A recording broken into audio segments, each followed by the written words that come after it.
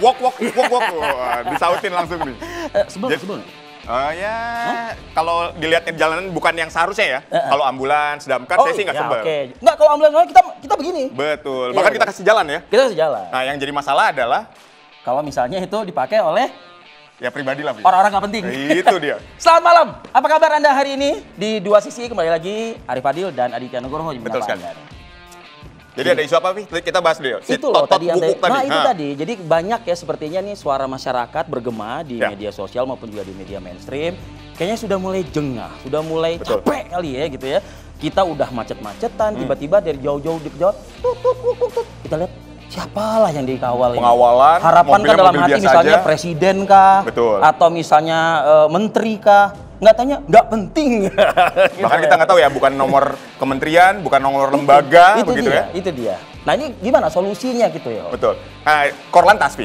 Korlantas ini sudah membekukan sebetulnya penggunaan si totuk wukuk tadi itu. Itu sudah dibekukan. Lagi pula juga ada aturan juga. Dan lagi dievaluasi. Nah termasuk ada aturannya sebetulnya di pasal 22 tahun di Undang-Undang nomor 22 ya? Tahun 2009 maksud kami. Oke, nah tapi pertanyaannya banyak juga toko-toko menjual. Betul. Ya kan? Terus juga di lapangan ada juga platnya nggak jelas, tiba-tiba juga menggunakan patwal juga. Betul. Nah saya juga ingin bertanya malam hari ini juga dengan narasumber nanti. Ya. Kalau misalnya ada pembekuan, tapi ada juga klausul katanya dari pukul berapa sampai pukul berapa. Betul. Nah biar lebih jelas. Ada pembatasan jam begitu ya? Ada batasan jam. Biar lebih jelas kita langsung bahas ya teman-teman dan juga pemirsa. Malam hari ini saya ingin mengundang langsung. Boleh, ada siapa? Dari saya ada Mas Sugeng Teguh Santoso. Baik, saya ingin mengundang Pak Muhar Lamadi. Kami persilakan Pak Muhar. Langsung. Ya. Baik, Pak Muhar. Nah, tapi sebelumnya kita akan menyapa dulu ada Pak Dirgapkum, Brigjen Pol Faisal yang bergabung bersama kami ya dari Korlantas. Oke. Yang bergabung bersama kami di via Zoom ya. Pak Dirgakum, selamat malam. Assalamualaikum.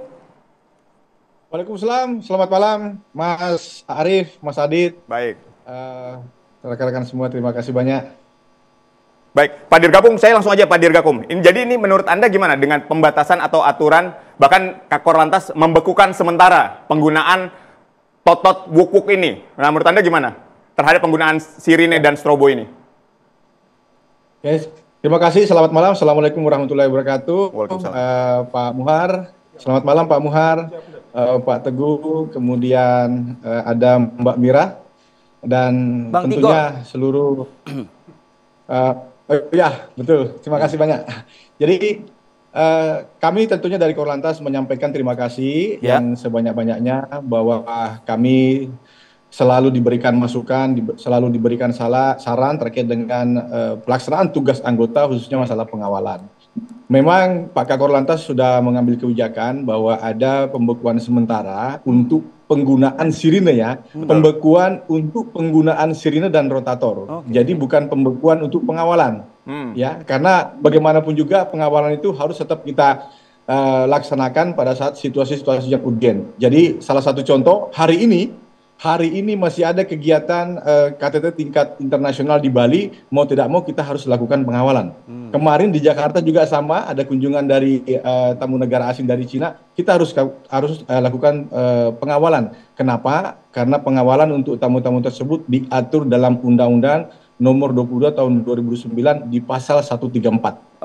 Ya, jadi kita akan batasi, kita akan kurangi. Kita akan kalau perlu jangan menggunakan sirine atau rotator dan strobo dan sebagainya pada saat melakukan pengawalan. Dan khusus pengawalan-pengawalan yang kendaraan pribadi, perintah daripada Pak Kakor agar diselektif mungkin hanya yang urgensi kita lakukan pengawalan. Gitu Mas. Pak Dir, artinya sekalian saya ingin mengkonfirmasi yang informasi yang beredar adanya pada jam-jam tertentu saja itu tidak benar ya, berarti ya? Ya, jadi memang kita meminta kepada anggota, seluruh anggota, bukan hanya di sekitaran Polda Metro, Polda Jabar dan Jawa, tapi seluruh Indonesia, pada saat jam-jam masuk waktu sholat, kemudian ada misalnya kita melewati ada kedukaan dan sebagainya, termasuk juga kegiatan-kegiatan keagamaan yang lain, agar tidak menggunakan sirine ataupun rotator. semaksimal mungkin menggunakan public address. Jadi di mobil atau di motor itu ada public address, itu bisa digunakan untuk memberikan himbauan. Mohon maaf, kami minta waktu, kami minta jalan, mohon maaf kami mengganggu. Itu yang akan kita ingatkan. Tapi sekali lagi terima kasih, ini adalah masukan yang sangat bagus, artinya kita dari kepolisian juga menilai bahwa masyarakat masih sangat cinta sayang sama kepolisian, khususnya polisi-polisi yang melakukan pengawalan. Baik, Pak Dir, mungkin dapat dijelaskan sedikit kepada masyarakat sebetulnya berdasarkan undang-undangnya yang diperbolehkan sebetulnya menggunakan sirine dan strobo itu yang kendaraan yang seperti apa sih, kendaraan prioritas misalnya, mungkin dapat dijelaskan sekali lagi kepada pemirsa TV One. Silakan Pak Dir. Ya, terima kasih. Jadi penggunaan sirine atau lampu itu diatur dalam pasal 59 ayat 5. Itu ada 3 penggunaan lampu. Yang pertama, untuk lampu warna biru itu digunakan untuk petugas, dalam hal ini kepolisian, dan hampir ini berlaku untuk seluruh polisi di seluruh dunia.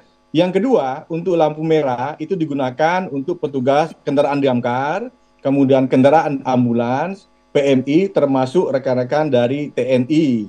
Kemudian yang ketiga, itu kendaraan yang menggunakan lampu warna kuning digunakan untuk petugas-petugas, baik itu petugas tol maupun petugas-petugas yang ada di jalan, yang sedang memperbaiki jalan, termasuk kendaraan truk yang sumbu lebih dari 3 sumbu dan juga membawa barang-barang yang berbahaya itu warna kuning. Artinya harus hati-hati. Ini 3 ini saja, Mas, yang diatur dalam undang-undang. Baik. Baik, terima kasih Pak Dirgakum. Saya ingin melanjutkan dialog kita dengan narasumber yang di studio nih, Pak Dir. Saya ingin ke izin duluan ya, Silakan. Enggak, saya harus berpisah dengan Oho soalnya malam hari ini. Diharuskan gitu, Pak Sugeng. Supaya dua sisinya kelihatan, Bang Sugeng. Pak Sugeng. Berantem kan? Jangan. Pak Sugeng, pernyataan dari Dirgakum Korlantas Polri tadi bisa diterima atau ini abu-abu, masih wilayah abu-abu menurut Pak Sugeng? Kan tadi kalau saya lihat kan 2 kata penting. 2 kata penting ya. Pembatasan dan penertiban ya. Kalau pembatasan kan berarti ada sebetulnya yang di dalam ketentuan undang-undang itu boleh, tapi kemudian dibatasi nih. Ya, kalau penertiban memang yang betul-betul dia tidak berwenang ya. Kalau anggota polisi biasa, kemudian orang yang sok-sokan harus ditertibkan, diberi sanksi ya. Nah, fenomena ini klop dengan situasi masyarakat sekarang yang penuh tekanan ya. Kemudian intimidasi dari suara belakang itu mengintimidasi loh. Dan ada 3 kata yang menurut saya harus didengarkan. Intimidasi itu kesannya kayak minggir lu. Iya, kita jadi terintimidasi tuh dengan suara ya. Itu menimbulkan perasaan 3 kata nih. Arogan, ya, segregasi dan diskriminasi. Gitu ya. Arogansi kan kesombongan, mau ditunjukkan ya. Kita belum tahu yang di belakang ini siapa gitu. Iya, tapi bunyi udah kedengeran tuh. Bunyi kedengeran karena juga masyarakat paham bahwa ini mungkin ada kepentingan yang mendesak atau memang diperbolehkan. Tapi begitu dia nyingkir, ternyata bukan. Iya. Ya kan misuh-misuh kalau orang Jawa bilang tuh ya. Arogan nih ya. Kemudian segregasi. Kok kita dikelompok-kelompokkan, masyarakat ini dikelompok-kelompokkan karena dia mungkin lebih kuasa, lebih berwenang, sehingga fasilitasnya lebih. Padahal itu yang bunyi-bunyi kendaraan juga uang kita juga tuh, jangan-jangan. Bisa jadi. Iya kan? Ya. Kalau itu alatnya dibeli dari APBN atau APBD. Iya dong. Tapi kalau misalnya ternyata ini orang-orang khusus karena dia punya duit dan jaringan di polisi dia misalnya dapat kedekatan akses dengan polisi, bahkan nomor polisi dipakai gitu ya. Padahal dia nggak berseragam. Bukan polisi. Dan praktiknya di lapangan banyak, Pak Sugeng. Banyak terjadi sampai ditangkap kan tuh yang oleh anaknya Pak mantan Kapolri yang naik ke puncak.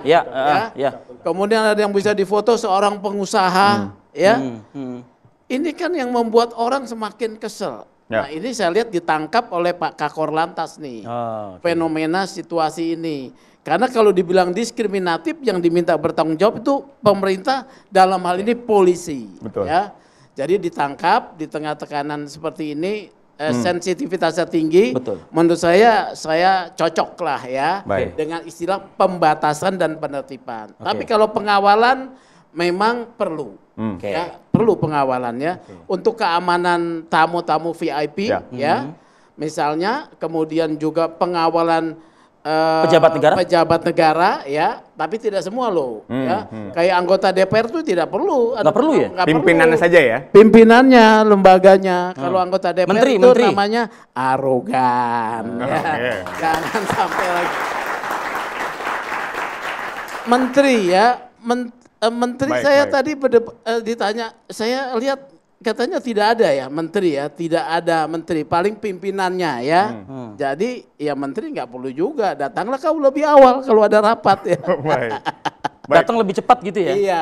Ya saya aja malam ini nih siarannya jam 8 datang dari jam 3, jam 4 loh. Iya. Sudah datang ya? Iya, karena saya bukan menteri sih. Iya. Dapat insentif ya tambahan. Baik, saya ingin ke Pak Muhar. Begitu Pak Muhar, ya? ini menggema di media sosial, stop penggunaan totot wuk-wuk alias sirine dan strobo. Anda menilai seperti apa, ditambah Korlantas dengan tegas ya, memberikan aturan bahwa ini dibekukan sementara penggunaannya? Sebenarnya tidak ada bukukan sementara, mohon izin. Iya, tidak ada bukukan sementara. Karena memang fenomena apa yang disampaikan Pak Sugeng tadi memang saya pantau sejak lama juga seperti itu sudah. Ini sudah terlalu lama, akibatnya masyarakat juga ini kan sudah tidak betah lagi dengan situasi. Sabar, awalnya sabar. Sabar. Saya menjelaskan lanjutkan yang apa yang disampaikan oleh Pak Dirgakum. Berkaitan ini siapa yang mendapat prioritas dan hak utama di jalan itu. Itu ada hanya 7. Ya. Hanya ada 7 itu. 7 begini Pak? 7. Bapak baru 5 soalnya. 5. Ah ya 7. Ya, oke. Nah, Biar gak tegang Mas Sugeng. Saya takut salah pegang lagi. Ya. Mike boleh deketin. Pertama, itu adalah pemadam kebakaran. Oh iya. Pemadam kebakaran satu-satunya pertama itu pemadam kebakaran. Yang kedua itu adalah ambulan. Ya. Tapi harus dalam keadaan melaksanakan tugas. Betul. Bahasanya harus melaksanakan tugas. Membawa orang sakit misalnya ya. Membawa orang sakit. Jenazah bagaimana Pak Muhar? Ini kayak Ya, jenazah tunggu dulu. Ada Baik. poin ke-6. Poin ke-6. Ketiga, orang petugas yang mendatangi suatu tempat kejadian kecelakaan. Kenapa dia harus cepat ke tempat kejadian kecelakaan? Kalau tidak cepat datang petugas, lambat penanganan. di situ lambat penanganan, kemacetan akan lebih meningkat, Ya. akan menjadi korban banyak. Kira-kira seperti itu. Yang keempat, baru itu pejabat tinggi negara setingkat presiden dan wakil presiden atau tamu negara setingkat presiden. Nah, menteri gimana? Menteri itu tidak menjadi prioritas sebenarnya. Apa artinya by request? Atas Kedua, permintaan kelima, pejabat tinggi negara atau tamu negara lagi, bukan setingkat presiden, setingkat menteri. Tetapi intinya di situ pada saat pengawalan tidak perlu menghidupkan rotator atau sirene yang berlebihan. Hanya sewaktu-waktu apabila lalu lintas itu Macet dalam total. keadaan macet total, tidak juga harus memaksakan. Polisi di depan itu makanya ada polisi di depan harus mendahului, memberitahu secara elegan dengan tetap menyampaikan permisi, pakai yang tadi disampaikan oleh. Tapi polisi di depan itu apa bisa menolak keinginan bosnya yang di belakang Nah di itu bawah? yang sulit, itu yang sulit. Anggota kita ini kan hanya diperintah, berdasarkan perintah. Tetapi dengan adanya masukan dari para rekan-rekan mahasiswa, Pak Sugeng, Dan suara masyarakat. Rekan kami Silai, ya ini sangat membantu kita. Saya seorang polisi lalu lintas, 36 tahun, melatih orang seperti itu. Saya tidak pernah menganjurkan untuk seperti itu. Sepanjang jalan harus rotator, jalan terus, tidak ada itu. Sirene harus jalan terus, tidak ada. Ada batasannya. Itu kira-kira seperti nah, itu. Kalau jenazah tadi tolong dijawab dulu. Yang ke-6 itu baru iringan jenazah. Iring-iringan jenazah itu tidak harus cepat juga, pelan karena jenazah ini sudah mengantar ke kuburan, tidak perlu banyak sirene segala macam. Ada lagi tambah lagi sepeda motor yang keluarga-keluarganya itu. Nah ini yang terakhir baru ada kepentingan-kepentingan tersendiri yang menurut penilaian Polri perlu dikawal. Contoh jemaah haji, ada uang negara, ada bahan-bahan barang yang perlu dikawal, contoh pemilu. Nah, itu yang ke-7. Logistik ya. Ya logistik. Tetapi membunyikan sirene dan rotator itu ada batasannya. Saya ke Pak Sugeng lagi. Pak Sugeng, itu perlu diawasi nggak tuh catatan yang 7 tadi itu? Harus dong. Lah siapa yang ngawasin? Ya polisi lalu lintas. Oh gitu. Udah nyala. Polisi lalu lintas. Oleh karena itu kan misalnya dia dalam tugas ya, harus dicek. Kalau pada kan masyarakat nggak mungkin berhentiin kan, ini siapa di dalam nih nggak mungkin bisa. Begitu. Itu hanya khusus tertentu mungkin sampean aja kali. Enggak lah, saya juga nggak berani Pak. Nggak berani saya. Atau ketua IPW ya kan ya, nggak mau nyingkir kita gitu kan. Ya. Oke. Saya pernah juga.